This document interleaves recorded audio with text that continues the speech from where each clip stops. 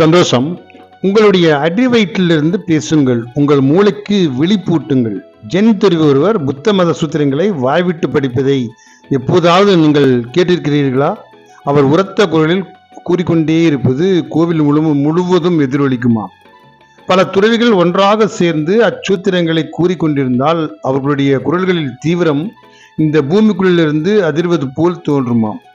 அவர்கள் எதற்காக தங்களுடைய சூத்திரங்களை இவ்வளவு வீரியத்துடன் படிக்க வேண்டும்? அதற்கு ஒரு காரணம் இருக்கிறது. நீங்கள் சத்தமாக பேசும்போது உங்களாலே உங்களுடைய குரலை கேட்க முடியும். அதோடு அது உங்களுடைய மூளையை தூண்டி செயல்பட வைக்கிறது. துறவிகளாகிய நாங்கள் அதிகாலையில் எழுந்திருந்து புத்த மத சூத்திரங்களை சத்தமாக வாய்விட்டு படித்து எங்களுடைய மூளையை விழிப்படைய செய்கின்றோம். வாய்விட்டு சத்தமாக படிக்க வேண்டும் என்றால் அதற்கேற்ற ஒரு சூழ்நிலையில் நாங்கள் அமர்ந்து கொள்ள வேண்டும். அடி வயிற்றிலிருந்து சுவாசிக்க வேண்டும். ஒபேரா பாடகர்கள் இந்த முறையை தான் பின்பற்றுகின்றனர். இது உங்களுடைய உடலுக்கு மிகவும் நல்லது. புத்த மத துறவிகள் வாய்விட்டு சத்தமாக படிப்பதில் ஒரு அர்த்தம் இருக்கிறது.